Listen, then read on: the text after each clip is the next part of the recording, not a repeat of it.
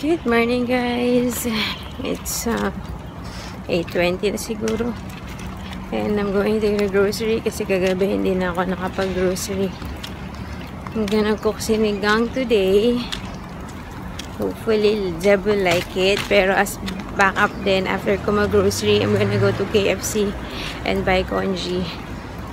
Ayoko na kasi magluto ng congee kasi siya lang naman kakain, sobrang diba? Kailangan ko pa ng chicken. Sayang yung ingredients. Bili na lang ako ng congee. So, breakfast, lunch, and dinner niya na, well, hindi niya kasi kaya ubusin. Medyo malaki yun for a 2-year-old. Feeling ko lang. So, tingnan natin. So, sana at least yun, makain niya man lang. And then, yeah. Bili na rin ako ng breakfast ko. Si Daddy sabi niya kasi kagabi, he needs to work today. Chinek namin yung temperature niya is 37.1 ngayong umaga. So, hopefully magtuloy-tuloy. Pero sluggish pa rin siya. Wala pa rin siya sa mood. So, hopefully everything turns out okay today. Kung pasok man si Daddy, sana kayanin ko. Kagabi nakailang gising yun. Hindi ko alam kung nananaginip siya, mama ng mama. So hindi ko na nga inalisan, nakatabi na nga ako sa kanya. So mamaya magigising pa rin, mama, nandun naman ako sa tabi niya. So hindi ko alam kung panaginip ba yun or what. Anyway, good morning guys, happy Friday. I'm almost home guys. It's a 9:10 na. Change of plans. Hindi na sinigang lulutuin ko. Since binila ko ng porridge si Zeb, that's gonna be his food today. And it's a lot. And ang tagal-tagal ko nang gustong mag-adobong puset. Hindi ako makapagluto kasi nga hindi naman nakakain ni Zeb. Hindi pa niya kaya yung puset. Sabi ko, sis, meron food si Zeb. Ngayon na ako mag-adobong puset. Sana kasya yung binili ko. Mga 12 pieces na medium size na puset yun eh. Hindi ko alam kung kasya sa amin. But siguro naman. And then, huli akong KFC. For me is blueberry pancakes with mashed potato, hash brown and scrambled egg. Kay Daddy, dumaan pa ako ng McDo. So, chicken McMuffin. So, yeah. Hindi kasi siya nagre-reply. Eh, dun ako sa lagi niyang binibili. See you at home. Hey. Okay, we are outside. It's 10:30 pa lang ng umaga. Ewan ko ba si Zeb na wili na sanay na sa umaga yung lumalabas. So, kanina parang we made a deal sa kanya. Kung ininom niya yung gamot niya, na willing siya. Yung hindi yung papahirapan sa labas. Ininom naman niya nang hindi pahirapan. Kaya, syempre, we keep our word. Lumabas kami. Akala ko naman, tutulungan pa ako ni Daddy hanggang sa, alam mo yan, makatulog man lang si Zeb dito sa solo. Hindi eh, pagbaba namin elevator, iwanan na ako. Yes, what do you want? So, good luck to me. Ay, buti na lang tapos na ako magluto. And then,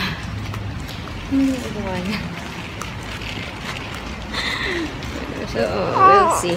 Saan kami mapapadpad. Y and Z. Now I know my ABC. So, dito na kami pupunta. Yung dating pinupuntahan namin, yung dalawa pa lang kami ni Zeb. Saka nung buntis, oo. Nung baby pa si Zeb, tsaka nung buntis ako. Okay. At least dito mas malilim ng konti. Kasi yung playground na pinupuntahan namin sa hapon, sobrang init doon. So, yeah. Turn it. Turn.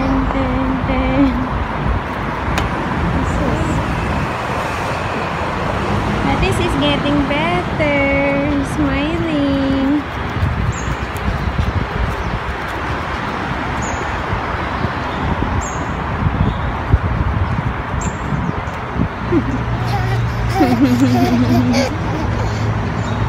Come here.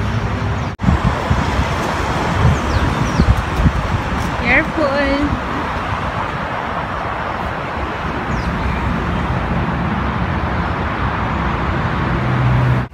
Is that straight, left, or right? Huh? Right? Straight. Straight.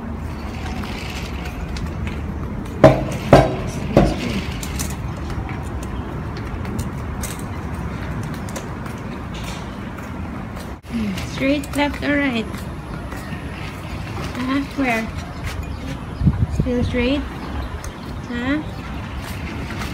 We're going home? Oh, where are we now? Straight, left, or right?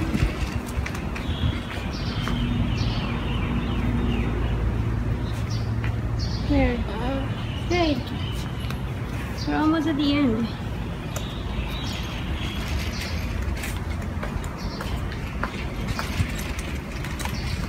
Where?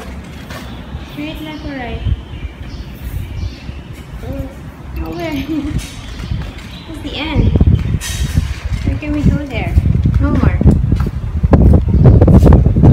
Where are we going? There?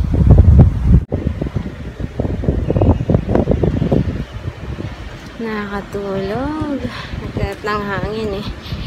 So, hindi naman kayo makakauwi nito. Iniisip ko kasi, isa sa kanila definitely magigising. Pag bumalik kami, kailangan ko munang ibabato si Zach. At hindi to ganun kadali ibaba. Kasi pag binaba ko to, kailangan kasunod papadedehin kasi magigising. So, hindi naman pwede iparada ko lang si Zep sa sala. Kahit tapatan mo ng electric fan, mainit. So, magigising din yan. Parang ang choice ko lang is mag-ikot-ikot para makatulog silang pareho. Good luck to me. I'm gonna risk it and we're gonna go home. Kasi hindi ko na carry. Parang may emergency kang nagaganap. Parang kailangan kong sumiar. Pero yeah, tsaka okay lang din kung magigising si Zep para mamaya makanap siya talaga ng mahaba. So, yeah. Tutulog pa din. Good luck to me.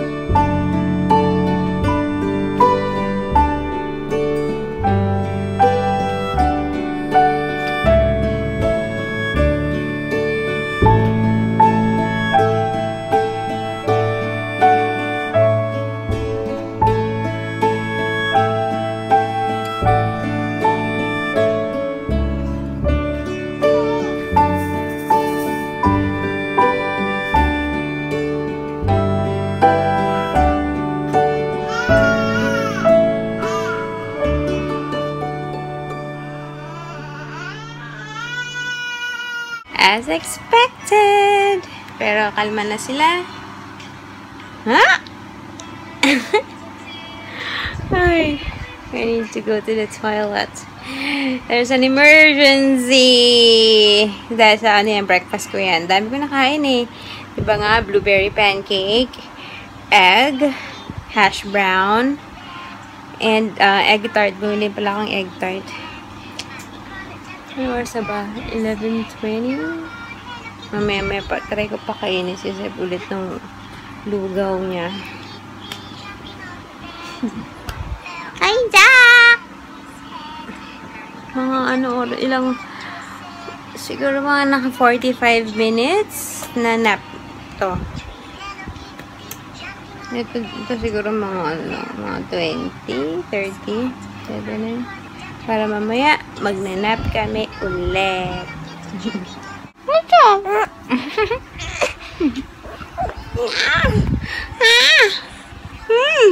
Magigigil ako sa'yo eh. Ha? Magigigil ako eh.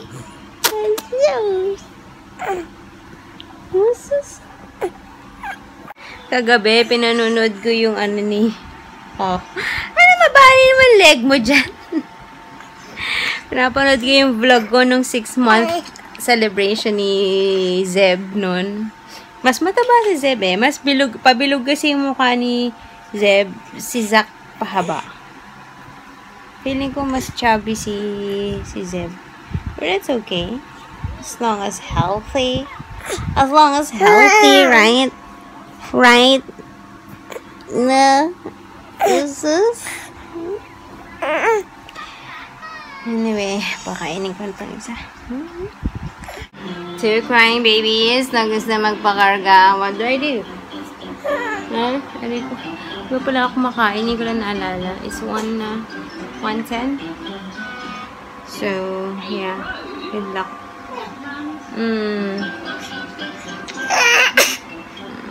Ay, pumatulog. Sleep na kayo. Sa wakas, tulog na rin sila. It's 2:25. So, kain na ako. Gusto na sana ituloy-tuloy yung tulog ko eh. Kaso, nagutom na ako. So, gana init lang ulam and then I'll eat. Solve. Back to bed. Tulog tayo ulit. Paaboy lang, no? 3 o'clock na. Okay. So much for nap time.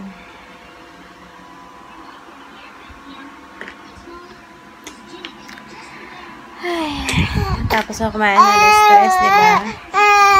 Tapos na nahiga ako dito, hindi ako agad makatulog. Siguro finally pumikit ako mga 3:20. Pero wala pa akong deep sleep talaga. Hindi pa ako talaga nakakatulog. Mga 3:40. Nagising na to. Cry. Eh di nagising din to. Yan. So, wala na. Kanina pa ako nag-a-attempt patulugin sila ulit. Nagtulugan ako. Ayan. What? You don't want that? Hello, guys. Hi, Kuya. Going down. Naligo kaming tatlo sabay-sabay. It was chaotic, but we made it. And now we're going out. It's 6:15. Si Daddy malapit na. So, salubungin namin siya. Nagkikrave ako ng Auntie Anne's. So, baka pagdating ni Daddy, humiwalay ako. Depende kung gusto nila sumama sa akin. Pag ayaw, kami na lang ni Zach. We're gonna buy Auntie Anne's. Okay. Yung puset, ang dami ko nakain kanina kasi gutom na gutom ako. So, parang bitin siya sa amin ni Daddy ngayon for dinner. Kaya ang gusto ko kumain ng iba para hindi ganun karami. Mara mo, okay lang na konti lang kainin ko for dinner. Yes, justify pa. Okay. Hey, hi Daddy. Daddy! Say hi. So, we're gonna go and get some Auntie Anne's pretzel. Iwan mo na sila doon. Kami muna ni baby. Hi, baby. Let's go. Ay, yung wallet ko pa yun. Before anything else, let's go to Watson's first. Ay, nako. Got my Auntie Anne's choco almond ball yung in-order ko para mas madali kainin. Tapos, may chocolate siya sa loob. So, parang may dip ka na rin. Makatipid ka pa. Yes. Yummers. Let's eat! Hey guys! We're back home and ubos ko ng aking pretzels. Si Daddy kumakain na. And, ayan. Sakto lang. Sabi ni Daddy, kasya ba sa atin yung ulam? Sabi mo, sige, kain ka lang as much as you want. Since I am a bit full pa naman sa aking pretzels. Sakto lang pala talaga ang pagbili ko. Anyway, before I forget, say hi. Nagpapashoutout si Sis Alianas and yung boyfriend niya daw si Andrew. Hi Sis Aliana and Andrew. Tama ko. Yes. I just finished my tete, guys. I love it. Anyway, yun. Konti lang din ulit kinain ni Zeb ngayon dun sa lugaw. Wala pa siyang gana. There he is. What is this? Huh? Uh-oh! Oh, sleepy boy. Huh?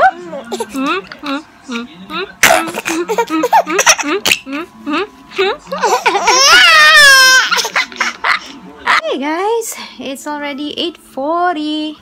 Hoy, nga go dyan. Lumabas sila Daddy and si Zeb. Nasabi ko na ba? Anyway, kasi nga nagpilit na naman na magpasuot ng tsinelas niyang panglabas. Iyak nang iyak. Sabi ko, yung konting energy niya na nga lang na nakaka-recover niya lang, inilalabas siya pa sa pag-iyak. Might as well, sige, go, labas kayo. Di pa ako kumakain. But, maybe in a while, medyo nafe-feel ko na yung gutom. Bilis naman.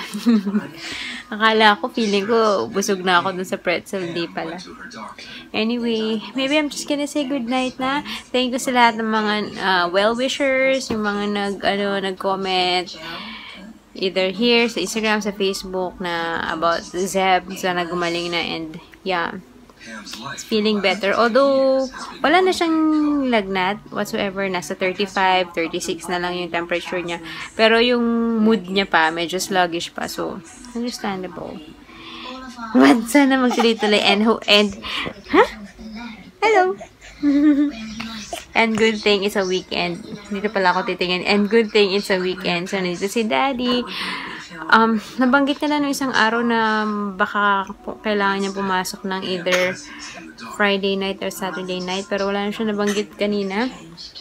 So, hopefully, hindi na matuloy yun. So, yun. Good night, guys. I'll see you tomorrow. Oh, today is Friday pala. 9 o'clock. Again, it's How to Get Away with Murder and Scandal. So, either of the two I'm gonna watch. And yeah, I'll see you tomorrow. Bye! Say bye, guys! Say bye, guys! Here! Bye, guys!